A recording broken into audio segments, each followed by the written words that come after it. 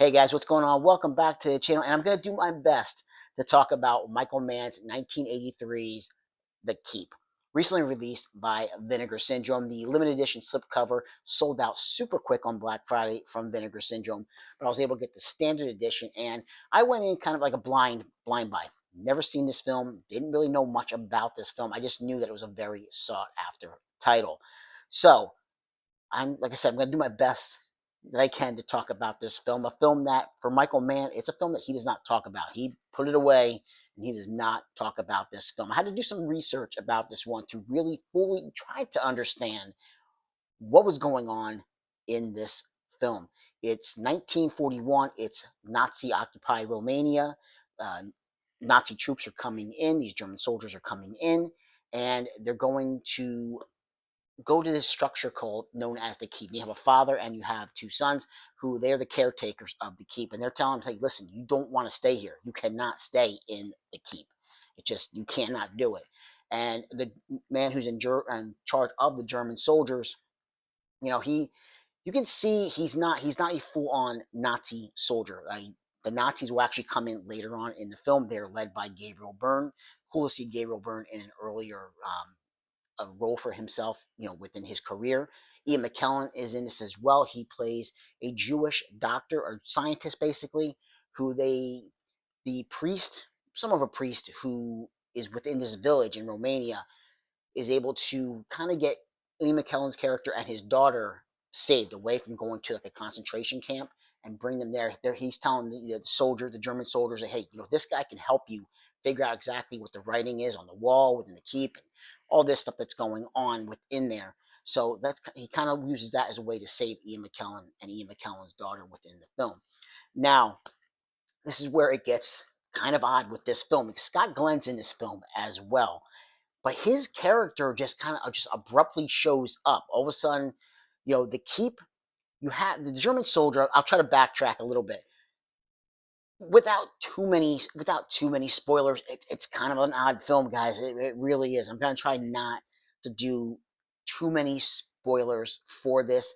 I don't know if there's really any way I can get around it though. That's the only thing. So if you don't really want to, just in case I do dive into spoilers, if you don't want to hear any more and you want to go check this film out for yourself for the first time, like I did, definitely stop the video, go watch the film and come on back and finish hear what I have to say about this one as I do my best to try to make sense of what I just watched on screen. It's about an hour and 36 minutes, this film.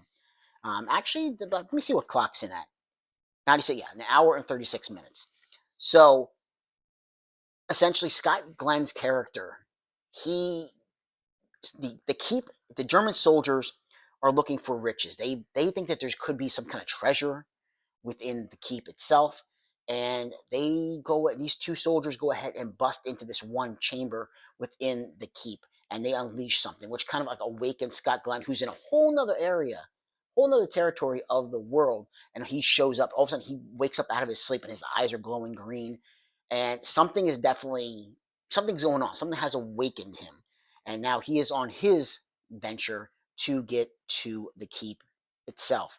So, and again, it's a strange film because I just feel like his character comes out of nowhere within this one, and there are scenes within the film that just see like when Ian McKellen's character is mentioned by this priest.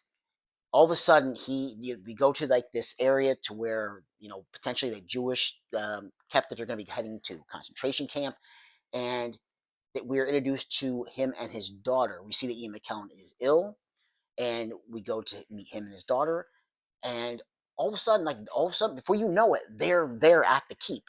So it's like something was cut in between in the film. A part of it was cut to where you're introduced to these two characters who are basically the protagonists. Ian McKellen, he's a protagonist slash antagonist. He's corrupted a little bit within the film. His daughter, I would say, is probably like the big protagonist of the film, and but they just abruptly show up at the keep. So something was definitely cut out. Now, upon doing some research for this film and listening to some podcasts about this film, listening to some commentary about this film, within the release itself, This film, it's based on a novel, and the novel, I want to get this right, guys. The novel was authored by F. Paul Wilson. Now he does it. There's an interview, a 15-minute interview with him within the special features talking about the keep itself. And from what he was saying is that Michael Mann was he basically he chopped a lot of things out of this film. He added some things in himself, but he took a lot out of this film. From what I can understand and gather, there were things that were going to include, like, vampires. They were going to include, like, maybe like some zombie soldiers. Which, to me, I'm hearing that, I'm like, okay, I'm all in. Sign me up. That is my bag. I that's my kind of thing, guys. That's my bag of happiness. Just unload it for me. Give me everything. Give me the zombies. Give me the vampire. Any kind of horror element, I'm all there for it. But why did Michael Mann cut so many things out and add in things that make absolutely, because when you go and you watch the film, it definitely almost has the character of Molasar.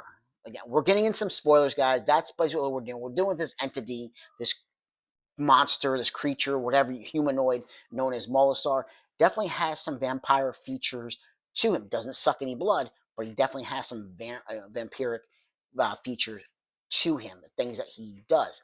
Kind of reminds me of a film that would come a few years later known as Life Force. Kind of, definitely, it's very similar in that sense, but it's just very choppy and it jumps all over the place. And again, from what I heard, the film clocked in, what he actually filmed was over 3 hours long. So they chopped this thing down to 96 minutes. It makes you wonder what was cut out of this film. What would have made this more coherent as a viewer watching this? Because I think it's a film that, I'm not saying it's a bad film. I just say it's a very jumbled film, and it's one that you probably need to watch more than once to really get an idea of what is going on and to try to make sense of it. Because after watching, it took me a good half of the film to really understand exactly what was going on. Especially when Scott Glenn's character, he's kind of like the defender of the keep, and you find that out a little bit later on within the film. There's like some there's definitely some like cosmic things that are going on when, like, it is all over the place. Apparently the book makes way more sense of what is going on, but the film is quite interesting. It definitely interesting in the sense that I want to watch it again, because now that I'm watching it one time for the first time, I haven't I kind of want to see, did I miss something? Is there other things that were taken out? Are there other things that maybe make more sense after doing a little bit of research and diving into it a little bit more? I don't know, guys, but it was definitely quite interesting. I can understand why some people absolutely do not like this film because of the jumbleness of it. I can kind of understand why Michael Mann kind of doesn't want to talk about this film because it bombed at the box office when it came out. And I heard that, again, listen to some podcasts and people talk about, producers talk about Michael Mann. Maybe he wasn't the easiest to work with, and maybe that's why, F. Paul Wilson, he was kind of trying to work with Michael Mann on this film, was trying to get, trying to give him some ideas, and Mann just wanted nothing to do with it, did not want to hear anything about it. He had his vision for what this film was going to be, and for better or for worse, however you look at it, Michael Mann tried to do his vision of the film, went way over production cost with this film, but it's an interesting one. And like I say, Molasar, the antagonist of the film, he's the baddie of the film. He has like those vampiric features and tendencies of how a vampire would act, minus sucking blood.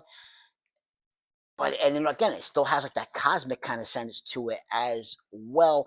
There's definitely there's some cosmic things that are going on. There's some religious aspects that are you could take away from this as well. Some horror aspects that could be taken away from this. So it's just a mixed bag of a lot of different things. And who knows? Maybe a 3 hour film. Maybe it would have been a little bit harder to sit through, but maybe it would have made a little bit more sense. So yeah, guys, that's the best that I can do talking about the keep. I appreciate you sticking around if to the end of this video, because this was an interesting one.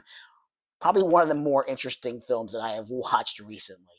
So yeah, the Keep from Vinegar Syndrome. But guys, by the way, though, it does look really good. Vinegar Syndrome, they did a bang up job. Looks absolutely fantastic. Sounds really good as well. The score from by Tangerine Dream, it's interesting. There are parts that fit. There are other parts that are kind of like not too sure if I would have went with those particular sounds for this particular scene. But nonetheless, that's exactly what they did. But in the parts that it works for, it does work really, really well. Like I said, the film looks absolutely fantastic in 4K.